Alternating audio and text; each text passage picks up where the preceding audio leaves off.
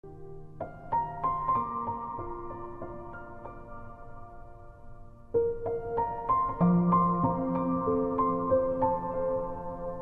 que você precisa saber antes de orar pedindo a morte?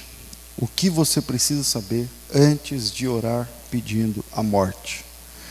A base que eu quero trabalhar com vocês é Jonas capítulo 4, versículo de número 3.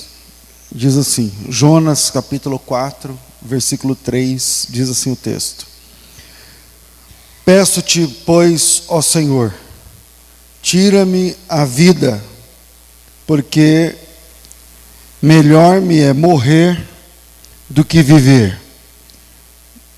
Peço-te, ó Senhor, tira-me a vida, porque melhor me é morrer do que viver. A Bíblia apresenta, na minha contagem, pode ser que eu esteja errado, mas eu achei 6 casos de suicídio na Bíblia.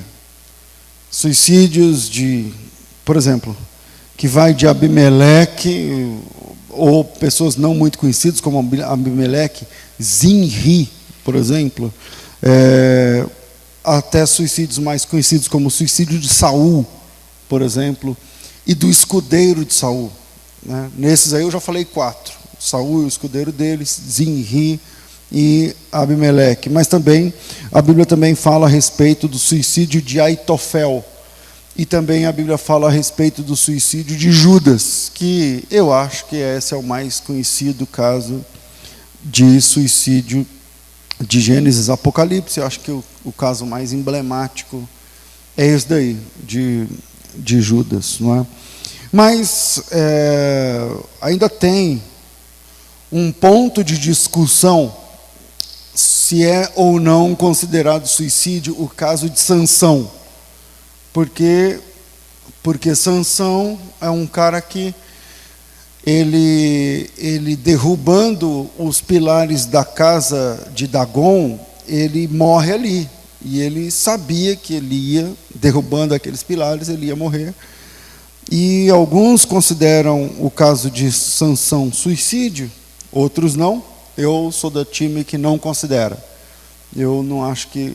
Porque o suicídio, qual é a característica do suicídio? É a pessoa querer e buscar a morte. O Sansão nem queria e nem buscou. Ele aproveitou uma oportunidade para finalizar uma guerra e funcionou. A Bíblia diz, eu acho que isso é Juízes capítulo 16, a Bíblia diz que o Sansão matou mais pessoas na sua morte do que em toda a sua vida.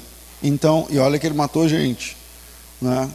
Na queixada de jumento lá, parece que foram 1000 pessoas.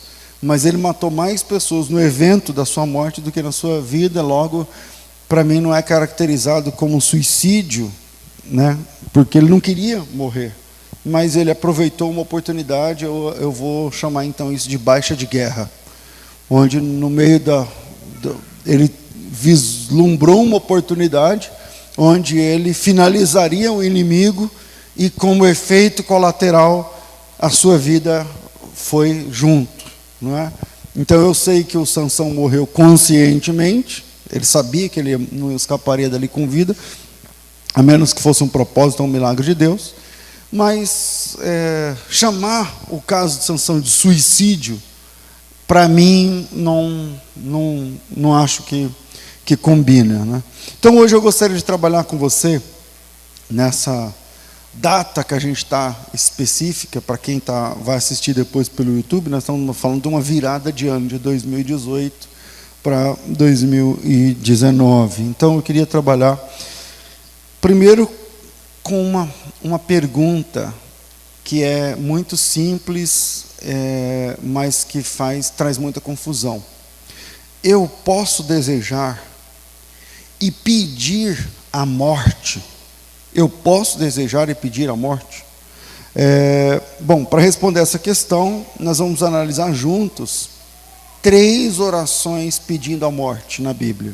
Como eu prego 3 pontos, cada ponto vamos colocar um e vamos tentar analisar cada um deles. 3 orações onde o orante, como dizem os católicos, pedem a morte. Tá certo? O primeiro ponto, então vamos dividir em 3 pontos, para ficar didática a nossa conversa. O primeiro ponto é o seguinte: o seu sentimento está, de fato, conectado com a realidade à sua volta? É a pergunta. O seu sentimento está, de fato, conectado com a realidade à sua volta? E aí começamos em Jonas, né? Jonas, todo mundo conhece a história de Jonas, eu mesmo já preguei aqui algumas mensagens, alguns sermões sobre Jonas. Jonas, ele sofreu muito para chegar em Nínive. Por quê? Porque o Jonas é um cara de meia idade, Deus chamou o Jonas era um profeta muito importante, e quando Deus chama o Jonas para ir até Nínive, quando eu digo ir até Nínive, pensa assim, viajar 1000 quilômetros, com os recursos daquela época, em terra, 1000 quilômetros em terra, até chegar na tal da Nínive, que está lá na Mesopotâmia. E aí, o Jonas, ele meio que não aceitou isso. Quando Deus falou para Jonas, vá até Nínive, ele falou, não, eu tenho outros planos. E aí o Jonas vai para uma empresa, uma empresa de turismo, devia existir naquela época, porque a Bíblia diz que ele comprou um bilhete de passagem de um navio comercial, de um navio de passageiros, que ia destino contrário. É muito legal quando você conhece um pouco da geografia, porque você olha Israel, aí você coloca assim, três alfinetes no mapa, um em Israel, um em Tarsis e outro em Nínive. Deus mandou ele ir para Nínive, 1000 quilômetros. E o Jonas resolveu ir para Tarsis. São 3.000 quilômetros, 4.000, eu estou fora aqui, eu não estou lembrando exatamente, mas é mais de 3.000 quilômetros, e é no rumo exatamente contrário. Então, era para ele ir sempre para a sua esquerda, a esquerda de vocês, por exemplo, e ele está indo 3 vezes mais longe, mas para o lado oposto. Então, Jonas, ele gastou muito dinheiro, ele teve o gasto, o desgaste, e aí tem o barco, aí no navio, né? No navio tem lá o lance da tempestade, e aí dentro do navio o Jonas se esconde, vocês conhecem o texto, e aí ele vai lá para baixo, perto já do casco do navio, e tem a perda, o pessoal começa a aliviar o navio, e depois o Jonas é descoberto. No capítulo 1, Jonas é descoberto. E aí, quando Jonas é descoberto, lá pelos versículos 11, 12, por ali, o Jonas falou, não, eu estou fugindo de Deus, é comigo esse problema, essa tempestade está se levantando, a culpa é minha, e tal, me joguem no mar. E aí tem outra parte, tudo isso acarretando sofrimento para o Jonas, e aí o Jonas é lançado ao mar. Imagina você em alto mar, no meio de uma tempestade, você cai dentro da água, e o Jonas ali à deriva, e sozinho, e tal, e aí veio o peixe, aí vem o grande peixe, no Novo Testamento a gente vai entender, parece que é uma baleia, um tubarão, baleia, alguma coisa assim, e engole o Jonas, e o Jonas fica dentro do ventre do peixe durante 3 dias, e dali, ainda vivo, ele ora, antes que as enzimas do peixe desintegrassem ali, ele ora, e Deus tem misericórdia de Jonas, e o Jonas é vomitado de novo em Jope. E aí de Jope, o Jonas resolve atender à vontade de Deus e viaja os 1000 quilômetros. Então, quer dizer, toda uma logística que teve custo financeiro, custo emocional, custo espiritual, custou para o Jonas, né? Do ponto de vista da experiência e tal. E o Jonas vai para Nínive. Quando o Jonas chega em Nínive, ele está tão amargo, ele está tão duro, que capítulo 2, versículo 10, o último versículo. Falou o Senhor ao peixe, e ele vomitou Jonas em terra.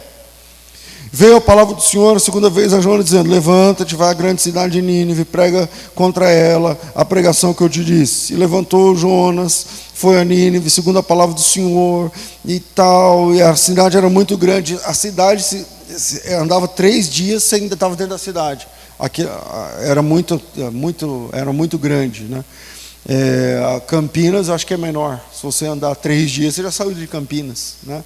Enfim, e o Jonas começa a pregar lá em Nínive. Qual que é o problema e por que é que o Jonas quer a morte?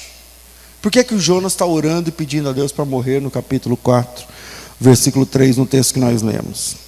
Bom, o Jonas, eu vou falar, vai parecer engraçado, mas à medida que a gente vai entendendo, talvez você vai se achar aí também. Por quê? O Jonas, ele está pedindo a morte porque os pecadores se arrependeram. Mas fala assim, ué, pastor, mas não é essa a ideia? Então, é essa a ideia. O Jonas, ele vai em Nínive, ele prega em Nínive uma mensagem duríssima. Ele diz, em 40 dias vai cair fogo do céu, vai destruir toda Nínive e tal, e vocês todos vão se dar mal. Só que essa pregação, no versículo de número 8, mas os homens e os animais, vamos lá, versículo 5. Os homens de Nínive creram em Deus e proclamaram um jejum, vestiram-se de saco, desde o maior até o menor, porque esta palavra chegou ao rei. E levantou-se o rei do trono e tirou de si os seus próprios vestidos, se cobriu com um pano de saco, se assentou sobre cinza, fez uma proclamação, divulgou que em Nínive, por mandato do rei, também dos seus grandes, dizendo, nem homem, nem animais, nem bois, nem ovelhas provem alguma coisa, nem se lhes dê pasto, nem bebam água. Quer dizer, até os animais jejuaram. Mas os homens e os animais estarão cobertos de saco, clamarão fortemente a Deus, se converterão cada um do seu mau caminho, da sua violência, na violência que é nas suas mãos. Quem sabe se Deus se voltará, e quem sabe se Deus se arrependerá, e se apartará do furor da sua ira, de sorte que não pereçamos. O Jonas pregou, e depois da pregação, que durou 3 dias, houve uma conversão em massa. Arrependimento, pó, cinza, jejum, oração, confissão, conversão, mudança. E eles se colocaram diante de Deus. Não, quem sabe Deus se arrependa disso. Quem sabe tudo isso que o pregador está falando não aconteça. Vamos mudar, vamos buscar, vamos ser diferentes. E quando os ninivitas buscam essa mudança, a Bíblia diz que Deus gostou da ideia. Versículo 10. Então, Deus viu as obras deles como se convertendo do seu mau caminho, e se arrependeu do mal que havia de fazer entre eles, e não fez. Mas desgostou-se Jonas em extremo. Mas Jonas desgostou extremamente, e ficou todo ressentido, e orou ao Senhor dizendo, e aí tem lá uma oração que termina com Jonas pedindo a morte, no versículo 3. Então, o que você precisa saber antes de orar pensando em morrer? Primeiro, o que eu preciso saber? O meu sentimento está conectado com a realidade? Porque esse é o desafio, e essa é a pergunta de Deus. Vamos lá, o Jonas sofreu, eu trabalhei isso um pouquinho, o Jonas sofreu, viaja, gasta e tal, e gasta e se desgasta, e o navio quase afunda, e alivia o navio, joga o cara no mar, e o peixe engole, e ele fica 3 dias, e ele é vomitado, e depois ele tem de viajar mesmo assim uns 1000 quilômetros, e quando ele chega lá ele prega, tá, tudo bem, não estou aqui tirando, o cara sofreu mesmo, o Jonas. Passou por maus bocados. Mas quando Jonas prega, a Bíblia diz que as pessoas aceitam a palavra e se arrependem e buscam em Deus uma saída. Quem sabe se Deus, se a cabeça dos ninivitas, quem sabe se Deus não se arrepende do mal que havia de fazer com a gente. E a Bíblia diz, e Deus vai usar a linguagem deles, Deus se arrependeu do mal que havia de fazer e não fez. E por causa disso desgostou-se Jonas. O Jonas, ele está chateado, por quê? Porque o que ele disse que Deus ia fazer, não vai funcionar. Porque o que ele queria que Deus fizesse, não vai ser feito. Porque o que ele esperava como atitude vinda de Deus a respeito dos seus inimigos, não vai funcionar. E isso fez com que Jonas sofresse internamente. O Jonas, ele para e fala o seguinte: espera aí, vamos fazer contas. E presta atenção nisso, porque essa conta quase todo mundo faz, e está errado. O Jonas fala assim: vamos fazer contas. Eu sou de Israel, eles são da Assíria. Israel é do bem, Assíria é do mal. Israel tem Deus, os assírios têm lá os deuses pagãos. Logo, colocando na balança, com qual dos dois times Deus joga? Com qual das duas nações Deus prefere? Qual delas? Aí parece que o ponto é para Israel, porque tem um lance de que Deus é o Deus de Israel. E aí o Jonas, eu estou no lugar certo, eu sou profeta, Deus é o Deus de Israel, eu trabalho para Ele, eu falo em nome dEle, e então está fácil. Eu chego lá, falo que o pau vai quebrar, porque eles são nossos inimigos, falo que vai chover fogo na cabeça deles, e vou embora. O Jonas, ele entende Deus como sendo Deus apenas e exclusivamente de Israel. Deus é Deus de Israel. Pastor, está certo ou está errado? Então, depende do sentido. Porque a Bíblia diz que Ele é o Senhor de toda terra. Ele é o Senhor de toda terra. Mas esse tipo de erro, que esse é o meu Deus, é um erro mais comum. É mais comum do que você pensa.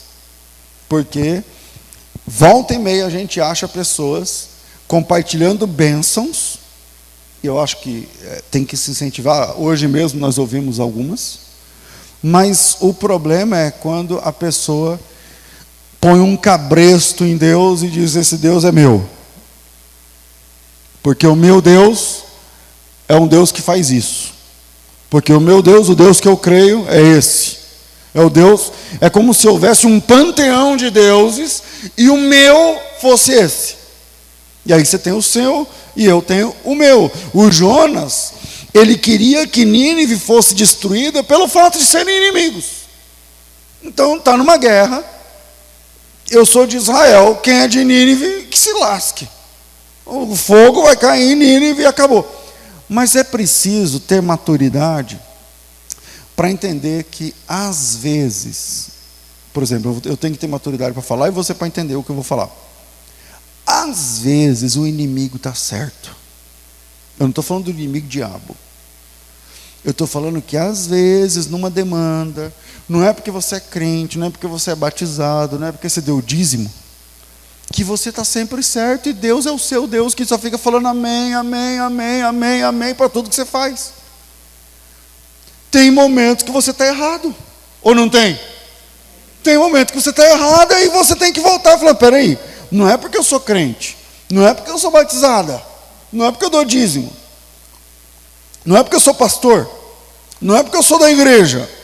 É preciso ter maturidade para entender. Por exemplo, na demanda entre Israel e vamos pensar, entre Israel e a Babilônia. Às vezes Babilônia ganhou. Não teve o exílio? E como que Deus chama Nabucodonosor? Eu vou levantar meu servo, Nabucodonosor. E ele vai aí, ele vai acontecer, ele vai chacoalhar o tapete, ele vai vencer. Quem disse isso foi Jeremias. Agora, Nabucodonosor é amigo ou inimigo de Israel? Inimigo. Mas naquele conceito, naquele quesito, naquela batalha, ele estava certo, porque Israel estava em prevaricação contra Deus.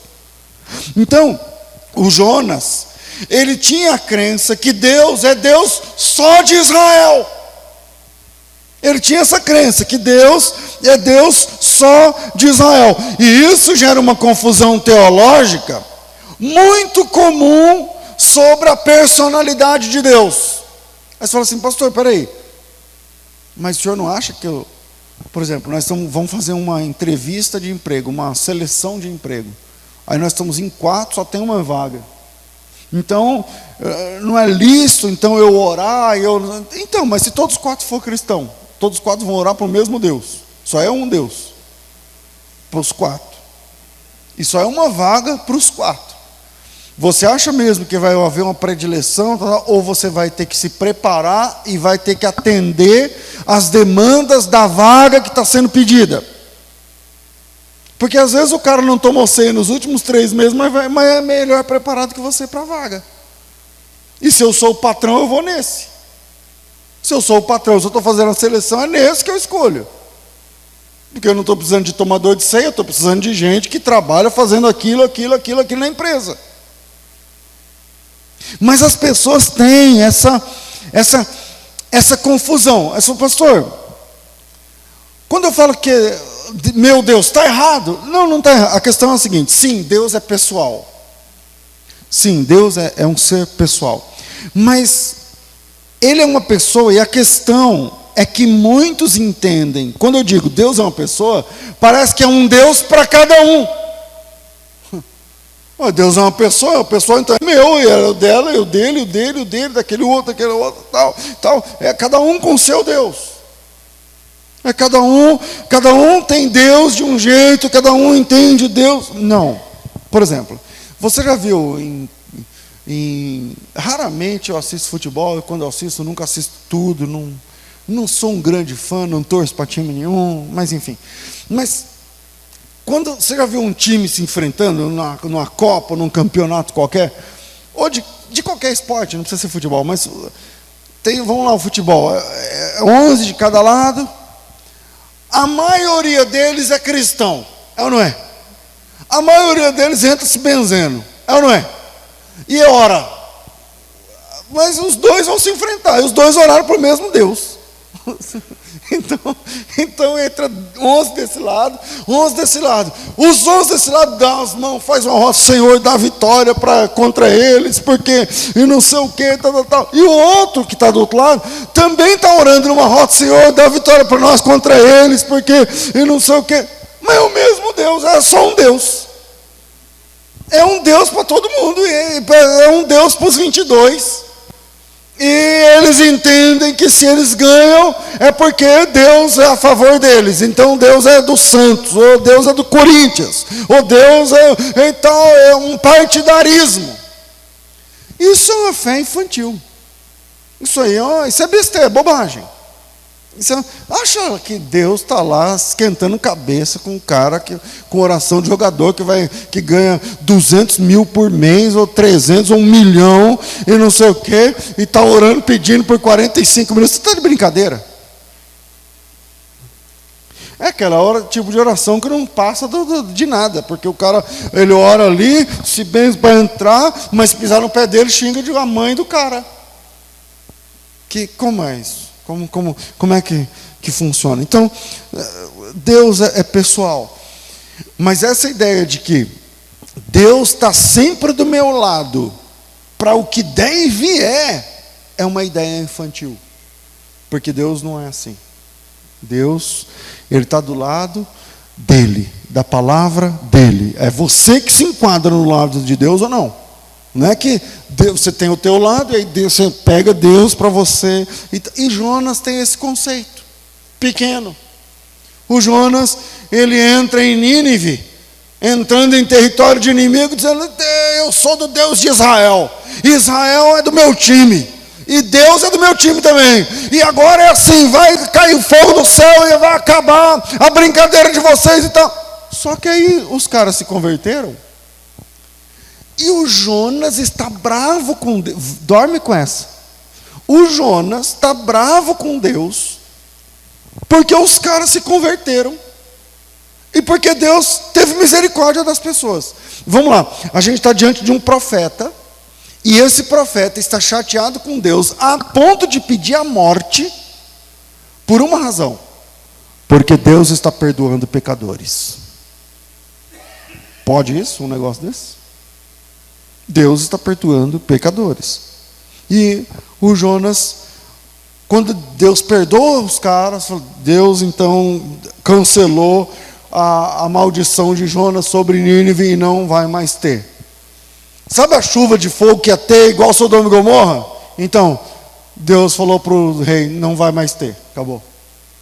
Aí todo mundo em festa, aleluia, glória a Deus. E o Jonas está se mordendo de raiva. Por quê?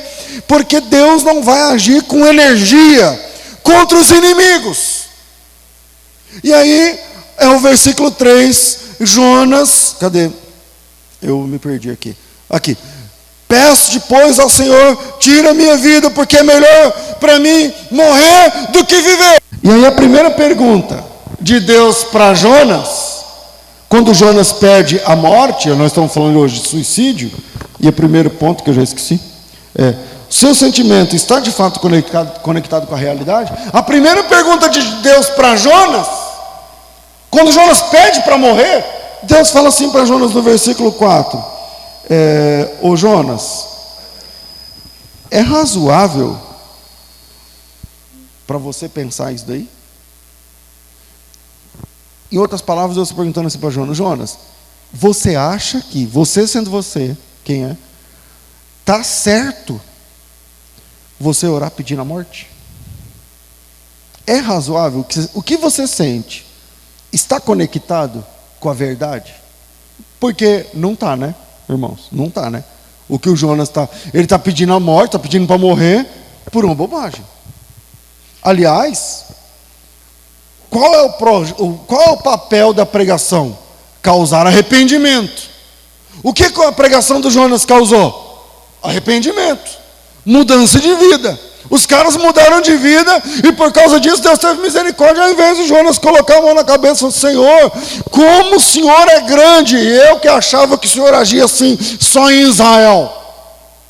Quer dizer que o Senhor age assim em outras culturas. Isso é uma expansão de mente. Mas Jonas não.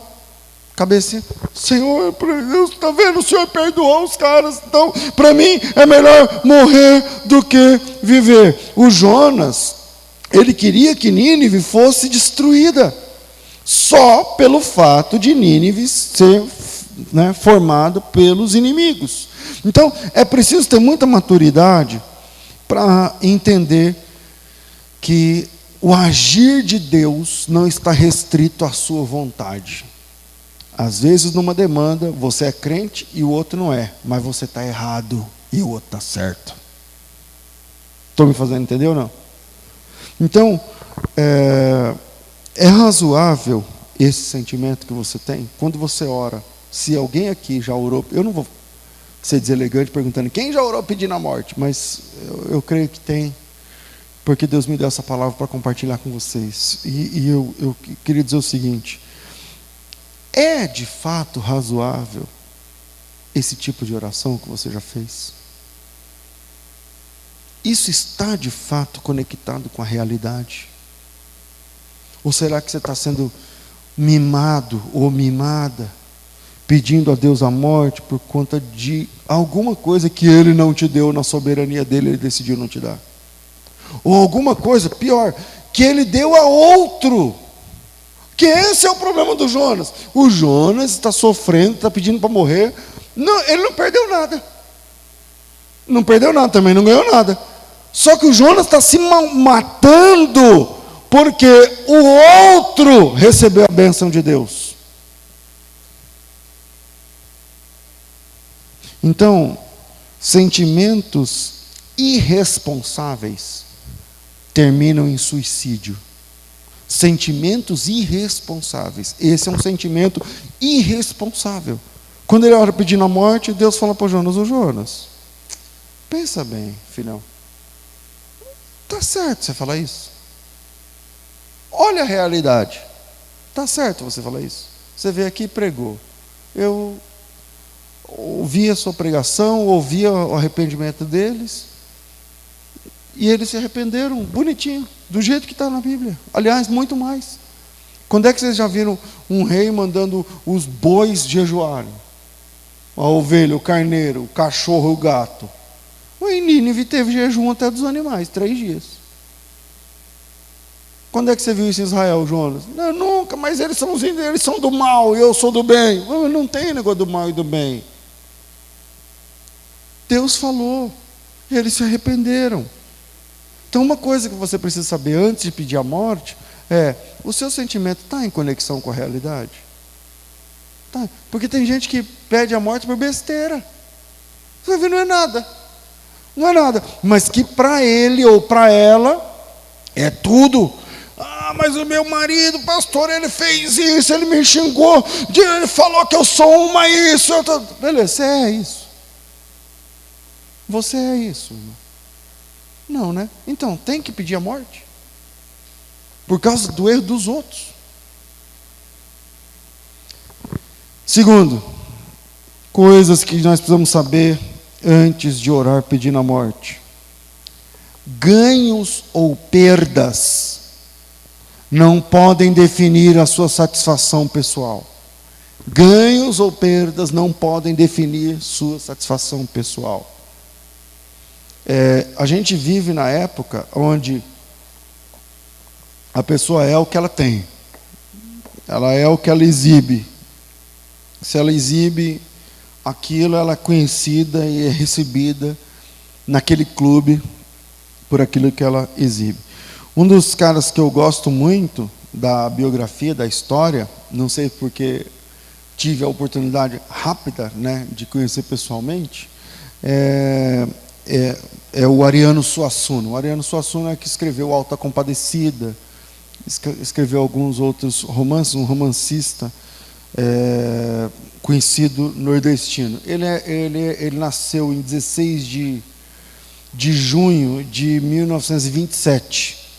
E o pai dele, o João Suassuna, ele foi governador da Paraíba entre 24 e 28. Então, entre 1924 e 1928, o pai do Ariano Suassuna foi governador. Não sei se vocês sabem, ele foi assassinado quando, eu acho que na década acho que em 29 ou 30, ele foi assassinado por conta de um golpe no Estado, e aí eles tiveram de sair da capital e morar no interior, em Taperoá, no sertão do Cariri, onde ele até tem os seus primeiros ensaios, né, e as primeiras coisas que ele escreve.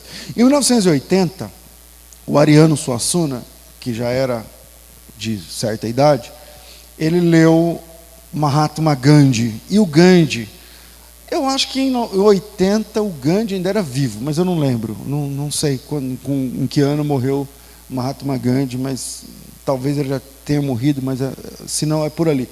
Mas quando o Ariano Suassuna leu o Mahatma Gandhi, ele leu aquela, eu não sei quem conhece a história do Mahatma Gandhi, é um cara que na Índia ele levantou ninguém nunca tinha feito isso, e ele faz como é que eu vou falar? Uma resistência pacífica contra o domínio dos ingleses, né? Então, ele é um faquir, ele é um cara que jejua, ele tem 40 quilos, 42 quilos, alguma coisa assim, vestido numa roupa de algodão cru, e esse cara fez o exército da Inglaterra parar, e ele com jejuns, e enfim, esse cara, vale a pena ler a história de Mahatma Gandhi. Não era um cristão, mas uma pessoa extremamente importante na história do mundo. E aí, lá pelas tantas, e é essa parte que o Ariano Suassuna leu, ele dizia que num dos discursos de Gandhi, o Gandhi dizia o seguinte: nós, indianos, não podemos comprar roupas manufaturadas importadas, que vêm de fora, porque a maioria delas vinha, na verdade, da Inglaterra, porque era o dominador dali. E aí ele diz o seguinte, que a gente vai dar ponto para eles, a gente está lutando contra eles e dando dinheiro para eles, para que eles fabriquem armas e tal, contra nós. Então, a gente vai fazer o seguinte, a gente vai comprar roupa nossa mesmo. Então, quem não souber costurar, costura, quem não souber, pede para alguém vizinho costurar. E teve uma revolução no mercado, na época, e o Gandhi só usava aquela roupa de couro, de algodão cru. E quando o Ariano Suassuna leu isso, ele falou assim, então eu vou parar também de comprar roupa de marca, e roupa e tal. E desde a década de 80 até morrer, o Ariano Suassuna usava roupa que a costureira dele mesmo fazia. Então ele tinha uma costureira lá do sertão, e ele falava, eu queria uma roupa assim, assim, assada, e a partir da década de 80 até agora, ele morreu faz um ano, dois anos mais ou menos, ele usava essa roupa, e ele aboliu nesse dia, lendo o Gandhi, ele falou, então também eu vou parar de usar gravata, porque gravata não é brasileiro, não é nada. E aí, um dia ele foi receber uma condecoração no palácio, lá da Paraíba, e quando ele chegou no palácio, o policial não deixou ele entrar, porque ele não estava com a roupa certa. Só que o Ariano Suassuna, ele nasceu em 27, e como o pai dele foi governador de 24 a 28, ele nasceu no palácio. Aquele mesmo palácio que agora não estão deixando ele entrar por causa da gravata, ele tinha nascido ali. Ele nasceu morando no palácio, porque o palácio é a residência oficial do governador. E aí o policial falou para ele, o senhor não pode entrar. Ele falou, mas por quê? Ele disse, porque o senhor está sem gravata, e essa é uma festa, enfim, uma questão que exige a roupa, né, social, tal. E ele olhou para o policial e falou, policial, você vê como é que são as coisas, né? É a segunda vez que eu venho aqui. E a primeira vez que eu entrei, eu estava nu, e ninguém falou nada. Porque ele nasceu, né? Ele chegou lá pelado. Eu falei, ninguém disse nada. E agora estão exigindo de mim a gravata. Eu estou falando isso porque as pessoas são medidas na nossa sociedade pelo que elas apresentam. Pelo que elas apresentam. Outra coisa do Ariano Suassuna que me chama a atenção é que quando ele foi eleito para a Academia Brasileira de Letras, ele é da Academia Brasileira de Letras, Academia Recifense de Letras, Academia Paraibana de Letras. E quando ele foi eleito para a Academia Brasileira de Letras, aí tem que ir para o Rio de Janeiro. E aí, para receber, né, para tomar posse, né, se tornar um imortal. E aí ele disse que um dia depois da posse, ainda no Rio de Janeiro, ele foi convidado para um jantar de gente rica. E ele não era rico. Ele disse, quando ele é convidado para um jantar de gente rica, ele janta em casa antes. Porque rico come pouco e come tarde. E come coisa que não tem nada a ver. Ele falou, só que ele não lembrou. Então ele foi com fome. Ele chegou lá e dava 8, 9, 10, 11, meia-noite, nada. E ele ali, né? Tá, com fome e tal. E aí chegou uma mulher e falou para ele assim, o senhor já foi à Disney? O senhor, não, ele falou assim, o senhor naturalmente já foi à Disney, não é? Ele olhou para ela, ele nunca saiu do Brasil, ele morreu sem nunca ter saído do Brasil. Ele falou assim, não, nunca foi à Disney. Aí ela diz assim, mas o senhor esteve nos Estados Unidos e não foi à Disney? Aí ele falou para ela, não, na verdade eu nunca fui aos Estados Unidos. Aí ela olhou para ele com um olhar de decepção, né, porque ele é o cara da Academia Brasileira de Letras, ele é o Ariano Suassuna, escreveu não sei o que, virou filme, virou novela. E ela olhou para ele assim, de cima e embaixo, decepcionada. Com a ideia assim, não falou, mas como é que um cara chega onde esse cara está chegando e nunca foi à Disney?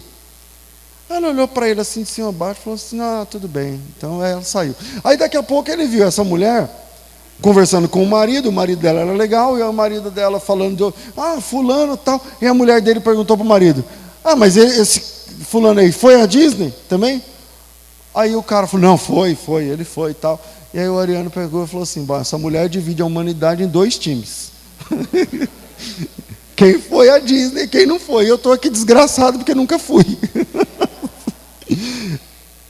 As pessoas, infelizmente, definem sua satisfação naquilo que elas têm. As pessoas definem sua satisfação naquilo que elas ganham. O Jonas orou mais uma vez pedindo a morte, e dessa vez por outra razão. A gente está no capítulo 4, versículo 3. Agora vamos para o capítulo 4, versículo de número 5 em diante. Então Jonas saiu da cidade, se assentou ao oriente da cidade, e ali fez uma cabana, e se assentou debaixo dela, até ver o que acontecia à cidade. E fez o Senhor Deus nascer uma boboreira, que subiu por cima de Jonas, e que fizesse uma sombra sobre a sua cabeça, a fim de livrá-lo do enfado. E Jonas se alegrou em extremo por causa da boboreira. Mas Deus enviou um bicho. No dia seguinte, ao subir da alva, feriu a boboreira e ela se secou. E aconteceu que, aparecendo o sol, Deus mandou um vento calmoso oriental. O sol feriu a cabeça de Jonas e ele desmaiou e desejou com toda a sua alma a morte, dizendo: melhor para mim é morrer do que viver. Veja só, é a segunda vez que o Jonas fala isso, mas agora por outra razão. A primeira vez que ele pede a morte, ele está pedindo a morte por causa do arrependimento dos ninivitas. E agora, o Jonas está pedindo a morte porque a sombra que Deus tinha dado a ele secou. A bênção que Deus deu a ele finalizou. A provisão de Deus acabou. E como a provisão acabou, ou a sombra caiu, ou a bênção terminou, ou, sabe, o que Deus deu para ele acabou, o Jonas parou e falou assim: então para mim é melhor morrer. É melhor morrer do que viver. O Jonas, ele pede a morte porque ele perdeu uma sombra. Isso parece engraçado, mas tem gente que age exatamente assim, mudando a configuração. Mas tem gente que pede a morte porque não tem carro, que pede a morte porque ficou desempregado agora, não sabe mais o que vai fazer, ou finalizou o contrato, ou lá na empresa o contrato que estava assinado, estava tudo certo, tal, chegou o contratante e falou: não, a gente vai esperar um pouco mais. Então para mim é melhor morrer. Mas você vive ou morre com base em contrato? Você vive ou morre com base num carro? Quer dizer que toda a sua alegria, toda a sua fé, toda a sua satisfação, toda a sua energia, toda a sua sinceridade, toda a tua vontade é porque você tem um carro. E agora não tem mais? Uma bicicleta, uma moto, um contrato, uma comissão, um posto no serviço, um ministério, alguma coisa. Então, segundo, ganhos ou perdas não podem definir sua satisfação, senão você vai ser igual a mulher que divide o mundo em dois, em quem foi e quem não viajou de avião, em quem tem ou quem não tem emprego, em quem pode ou quem não pode comprar algum presente de Natal no final do ano, ou quem... A gente tem que ser maior do que isso.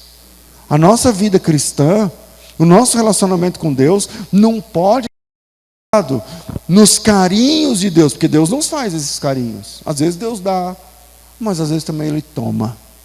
Às vezes Deus nos dá cada bênção, cada coisa que você olha e fala assim: meu Deus, não precisava de tudo isso. É muito para mim. Mas quando Deus tira, porque essa é a grande lição de Jó para com sua esposa. Mas espera aí, quer dizer que a gente recebe o bem de Deus, ok. É como se Deus fizesse sua obrigação. Mas a hora que Deus tira o que Ele mesmo deu, porque, veja só, se Deus tirar qualquer coisa sua, Ele tem direito, sim ou não? Porque quem deu? Ele. Veio de quem? Dele. Tiago diz assim: todo bem, todo dom perfeito, vem de Deus. Todo presente vem de Deus. Então olha para o seu lado, se você tem aí uma esposa ou um marido, e glorifica a Deus, foi Deus que deu. Olha para a sua família e glorifica a Deus se você tem filho, porque foi Deus que deu. Olha para a sua saúde e glorifique porque foi Deus que deu. Olha para a sua carteira e glorifique pelo tantinho de moeda que tem lá, porque foi Deus que deu. Olha para o seu emprego, foi Deus que deu. Olha para o seu carro, foi Deus que deu. Olha para tudo, foi Deus que deu. Agora, quando Ele quiser tirar, Ele também é Deus quando tira. E a gente tem que entender isso. É imaturo não aprender isso. O Senhor deu, o Senhor tirou. Louvado seja Deus. É o que o Jó diz para a sua esposa. Então, muita gente quer morrer, como Jonas, porque perdeu uma sombra.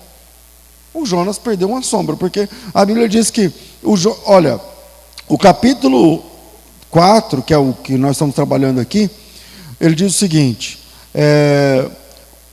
capítulo 4, versículo 1 e 2, 1, o Jonas ficou ressentido. 2 e 3, o Jonas ora pedindo a morte.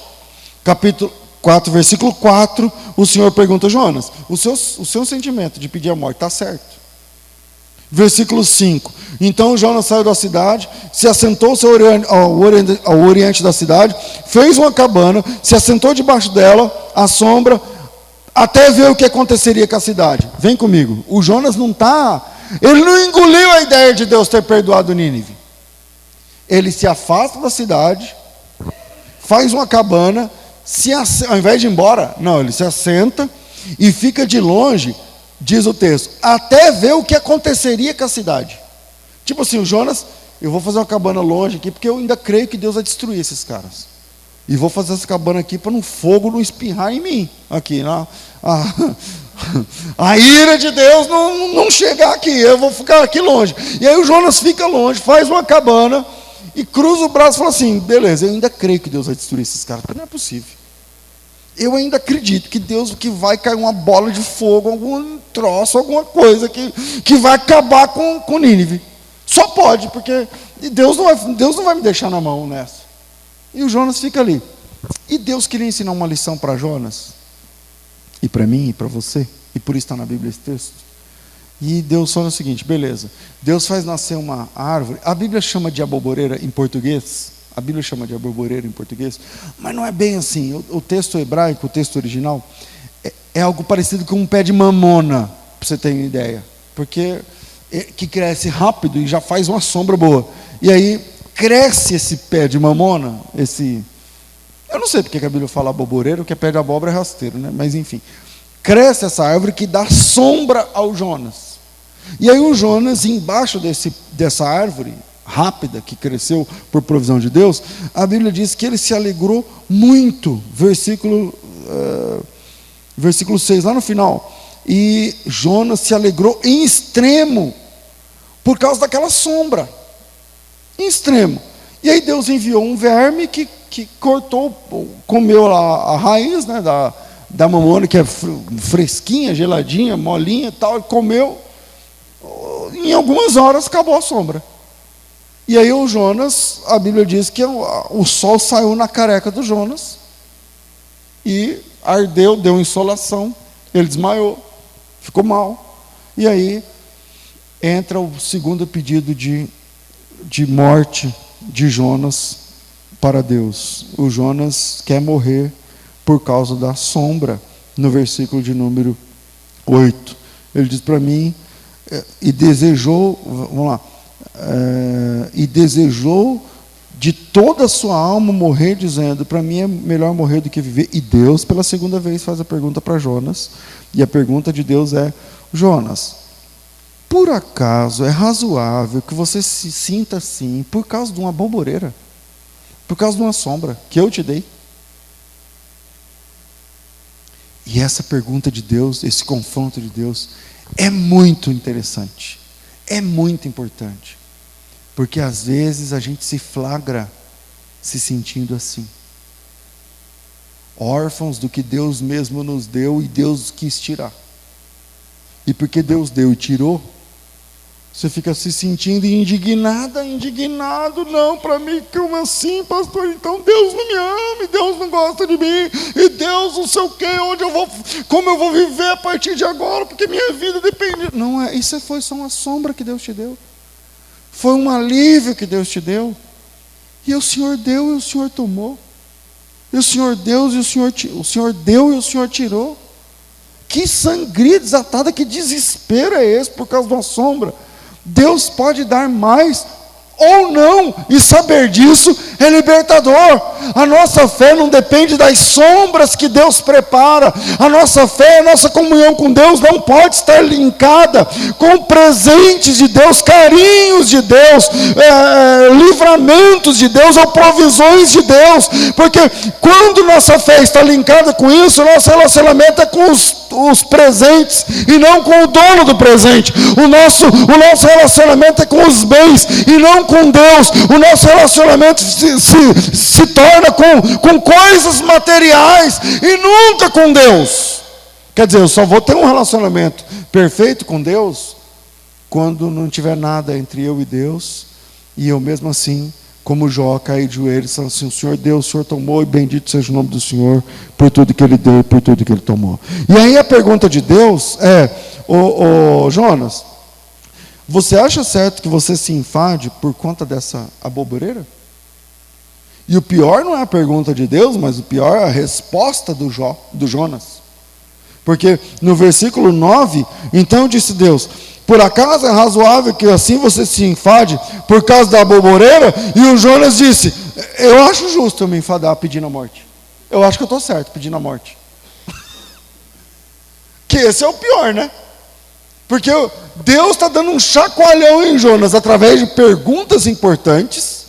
Jonas, você acha que está certo, cara, você pedir morte por conta dessa sombrinha aí? E o pior é que, se você grava isso no teu coração, porque talvez essa pregação não esteja fazendo efeito nenhum para você, por conta disso que eu vou falar. Quando você está bêbado da situação, embebido da situação, você não consegue enxergar a realidade à volta. E essa pregação fica longa e você... o pastor fica falando, porque não é ele na minha pele. O pastor, porque não é ele que perdeu o carro e aí está a pé. Ou então porque eu já perdi carro e já fiquei a pé. E não mudou nada a minha fé. Não mudou nada a minha fé. Porque se mudar, irmãos, a minha fé está no carro.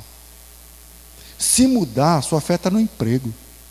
Se mudou alguma coisa... Claro, eu não sou criança, eu não sou idiota. Você se entristece. É uma perda. Claro que você se entristece. Porque agora você tem que fazer uma engenharia na vida para viver sem aquilo.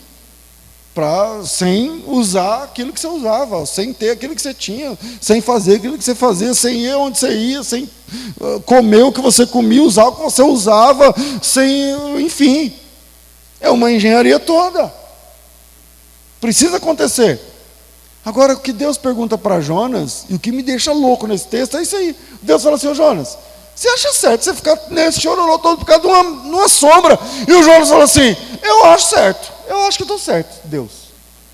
Eu acho que... eu estou... Quer ver o versículo? É o 9 ainda, né? E aí disse Jonas... eu estou perdido aqui. E disse ele: eu acho justo que me enfade a ponto de pedir a morte. E aí Deus vai usar, vai tentar trabalhar com Jonas a questão da referência errada de Jonas. Que aí Deus fala o seguinte no versículo 10: você teve compaixão dessa aboboreira, na qual você não trabalhou, você não fez crescer, você não tem nada a ver com você. De noite, numa noite nasceu, na outra morreu. E eu não posso ter compaixão de uma grande cidade como Nínive, com 120 mil pessoas, que não conseguem saber espiritualmente a diferença da mão esquerda para a direita. E aí, o livro de Jonas, salvo engano, é o único livro na Bíblia que termina com um ponto de interrogação. precisa verificar essa informação que eu estou dando, talvez seja. E aí, a interrogação de Deus para Jonas é o seguinte: o cara, peraí, você está querendo morrer por conta de um bem, porque você tinha e não tem. E lá atrás você estava querendo morrer por conta do perdão que eu dei para Nínive. Então a gente precisa trabalhar o seu conceito de cristianismo, o seu conceito de fé. Porque o seu conceito de fé está todo errado. Está todo montado em cima de uma base errada. Porque se você pede para morrer por causa de sombra, se tem ou não tem, quer dizer que é uma fé muito infantil. É uma fé muito infantil. Você pega uma criança e você fala o seguinte para a criança: você dá um doce para a criança chupar, um pirulito para a criança chupar. Aí essa criança tem 1 ano de idade. Aí ela pega o doce, põe no boca e fica toda. Aí você puxa o doce. O que ela faz? Chora. E ela passa a não gostar de você porque você tirou. Aí você dá. Aí ela passa a amar você porque você deu. Aí você toma. Aí ela passa a odiar você porque você tirou. Aí você dá. É esse o nível de relacionamento que muitas pessoas têm com Deus. Amam ou odeiam Deus por conta da chupeta. Por conta da chupeta. E a fé madura é aquela que, independente disso que o Senhor me deu, quem é que não gosta de uma sombrinha num sol de 40 graus? Não está errado. Goste da sombra, não tem problema. Glorifique a Deus por ela. Se Deus te deu uma sombra, compartilhe, conte testemunho. Fala: ó, seu aqui, irmãos, não tinha. Deus me deu, o Senhor foi bom comigo e tal. Mas um dia, se Ele cortar, você continua firme com Deus, continua olhando para Jesus, continua amando a Deus, continua falando sobre Deus. Amém, irmãos? Terceiro, e a gente termina. Coisas que nós precisamos saber antes de orar pedindo a morte. Terceiro, não pare de fazer o que Deus mandou por causa das pessoas. Esse é o exemplo de outra pessoa que pediu a morte, que é o profeta Elias. Primeiro livro dos Reis, capítulo 19. Vamos ver o momento exato onde ele pede a morte e as razões, e a gente vai caminhando para o fim. Primeiro livro dos Reis, capítulo 19, versículo de número, deixa eu achar aqui, 4. Elias, foi ao deserto, caminho de um dia, e veio, se assentou debaixo de um zimbro, pediu no seu ânimo a morte, e disse: já basta, Senhor, toma minha vida, porque eu não sou melhor do que os meus pais. Essa é uma lição, não parar de fazer o que a gente tem que fazer, o que Deus mandou por causa das pessoas. Essa é uma lição difícil de aprender. Porque, como é que eu vou ser direto para vocês em pouco tempo? Porque ministerialmente falando, por exemplo, tem gente aqui que foi chamado para cantar, ou para pregar, ou para evangelizar, ou para orar, ou para contribuir financeiramente. Tudo isso que eu estou falando tem base bíblica. Para contribuir financeiramente, ou para liderar, para presidir, está lá em Romanos. Enfim, tem pessoas variadas e chamados variados dentro do reino. Cada um é um papel muito importante. Está lá em Coríntios capítulo 12. O corpo tem vários membros, cada um no seu quadrado, tal, enfim. Agora é o seguinte: uma coisa difícil de aprender é isso que eu vou falar agora. É o mito do eu não preciso disso. Existe um mito no ministério que é essa frase: eu não preciso disso. Eu já falei essa frase. E é horrível. Porque você passa a fazer parte de uma classe de pessoas ingratas a Deus. Quando você fala assim: eu estou aqui cantando, ensaiando, pregando, limpando, comprando, investindo, orando, não sei o que, ninguém me reconhece, eu não preciso disso. O mito do eu não preciso disso torna essa lição difícil de aprender. Qual lição, pastor? Não pare de fazer o que Deus mandou por causa das pessoas. Essa é uma lição. Você não pode deixar de fazer o que Deus mandou por causa das pessoas, por causa de mim, por causa do seu vizinho, por causa da sua mulher, do seu pai, de sua mãe, do seu cachorro, por causa de nada, nem de ninguém. Você não pode deixar de fazer o que Deus mandou por causa de pessoas. E aí tem dois tipos de pessoas que fazem com que você possa parar de fazer o que Deus mandou. Tem as do bem, que te colocam para cima, tipo, não, você é muito para isso, você não precisa disso. Deus tem muito mais para você do que isso. Não, tem esses caras. E tem os que te põem para baixo. Tem os que te põem para baixo, que você não serve, que você não sabe, que você não consegue, que você... E os dois são danosos. Porque os dois vão frear, vão brecar o seu chamado. E aqui nós estamos diante de um fato onde o profeta Elias está deixando de ser profeta, está abandonando o seu chamado, está abandonando o seu ministério. E quando Deus pergunta para ele por quê, no versículo de número 9, o que faz aí Elias? A resposta dele: eu tenho sido em muito zeloso, mas os filhos de Israel quebraram teus altares, quebraram tua aliança, derrubaram os altares, mataram os profetas à espada, e eu fiquei só. Quer dizer, fica muito claro para nós que o profeta Elias está abandonando o ministério, não é por conta dele com Deus. Entre ele e Deus está tudo certo. Ele diz assim: eu tenho sido zeloso, mas as pessoas quebram aliança, derrubam altares e matam os profetas. E aí trabalhar com gente que quebra aliança, que derruba altar e que mata profeta, eu não tenho interesse. Então é melhor eu parar, porque eu não preciso disso. Se você em algum dia, alguma parte da tua vida, do teu chamado, do teu ministério, como eu já disse essa besteira, eu não preciso disso. Eu venho hoje dizer para você o seguinte: você precisa sim.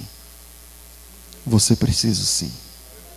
Eu preciso disso sim. Porque esse é o meu chamado.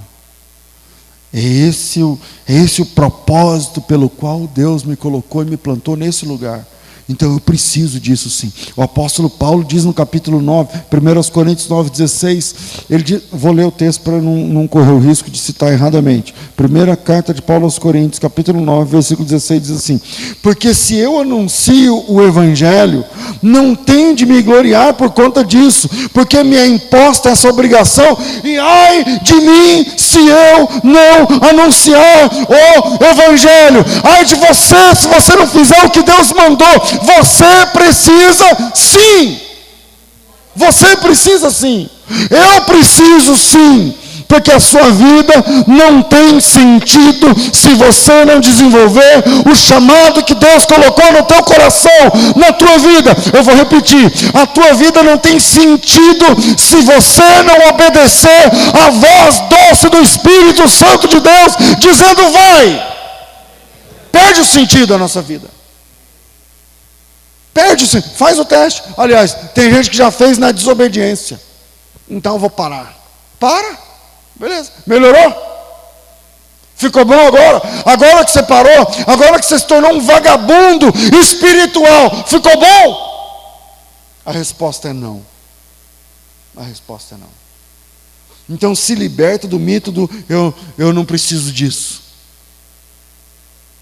Porque se tem gente que não faz nada dentro do reino, talvez não está entendendo o que eu estou falando. Talvez eu estou aqui, oi, pastor, está falando essas coisas aí, negócio de ministério, isso aqui, que hora que sai o almoço? Beleza.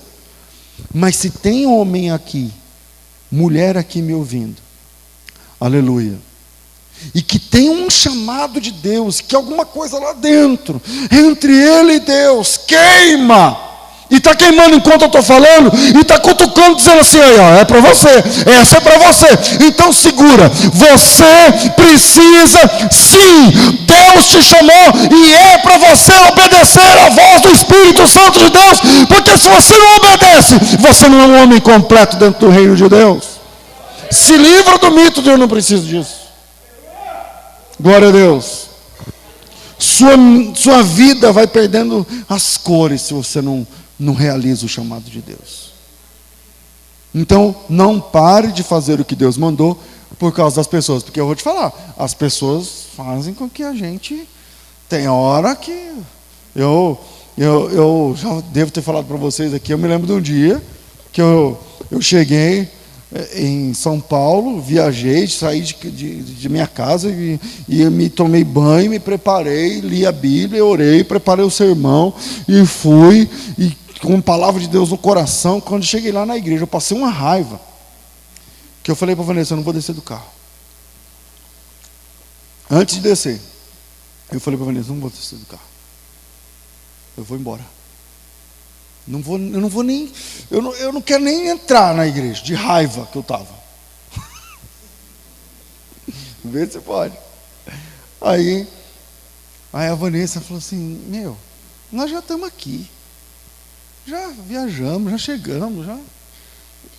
Desce, vamos lá. Você não tem a palavra? Tenho. Ela falou, então, vamos aí, vamos enfrentar. Já viemos. Vamos aí. E eu com o carro ligado. E eu falei, não vou, eu vou embora, vai ser pior se eu ficar, porque se eu ficar, eu estou com tanta raiva que eu vou estragar. Não, porque eu não sei o que. Bom, ela fez eu ficar. Mas eu acho que eu estraguei. Eu não sei se eu estraguei, mas eu não sei. Eu cheguei lá, preguei bravo. Vê se pode. Você estava lá nesse dia? É verdade, eles estavam lá, não estavam nesse? É verdade. Eu acho que foi até a Cris que depois do culto veio me dar alguma coisa nesse dia. Alguém terminou o culto, veio uma pessoa me dando alguma coisa. O que era? Uma canjica. Eu trabalho com canjica. A Vanessa mais de arroz doce, eu gosto de canjica. E aí terminou o culto. Não sei se foi, acho que foi a Cris. Não sei quem foi. Aí ele chegou e falou assim, ai, pastor, tá aí uma canjica, não sei o que eu peguei, vamos, obrigado, tal, vamos embora pro carro. Mas porque eu estava azedo, não é com a pessoa da canjica, mas eu estava, sabe, não tentem fazer isso em casa, né? Nem aqui na Genuína, pelo amor de Deus, mas às vezes nos dá uma vontade de parar, por causa dos outros. Mas quem morreu na cruz não foram os outros, foi Ele. Quem te chamou não foram os outros, foi Ele. Quem colocou no teu coração o desejo, o projeto, a ideia, não foram as pessoas, foi Ele. Foi Ele. Quem que faz essa palavra arder no teu coração agora, não tem nada a ver comigo, é Ele. É Ele que faz essas coisas. Então, não posso parar de fazer o que Deus me chamou e Deus me mandou fazer por causa de A ou B, de cara feia. E é esse o problema do profeta Elias. E ele está pedindo a morte, ele está pedindo um suicídio, ele está querendo, Senhor, tira a minha vida. Ele está pedindo para ele não fazer com as próprias mãos, que Deus fizesse o serviço. Então, quando Deus pergunta para Elias, e Elias diz que entre ele e Deus está tudo ok, mas o problema está nas pessoas, é uma grande lição para mim. Eu não posso deixar que o meu chamado esteja baseado no humor das pessoas, porque as pessoas vão de nos decepcionar. Tem gente que hoje, por exemplo, já te decepcionou, talvez aqui na igreja. Talvez eu já te decepcionei hoje aqui, falando alguma coisa, ou fazendo, não sei, não dá para entender, não dá para saber. Mas se eu permitir que o meu ministério seja medido desse jeito, o suicídio é uma questão de tempo. Então, eu concluo dizendo o seguinte, que o problema do profeta Elias, ao pedir a morte, é que ele estava baseando os seus últimos dias em ciclos de toques de Deus. Porque depois você lê com calma o capítulo 19. Ele pede a morte, ele senta embaixo de uma árvore e fica lá, murcho. Aí Deus aparece através de um anjo. Deus envia um anjo,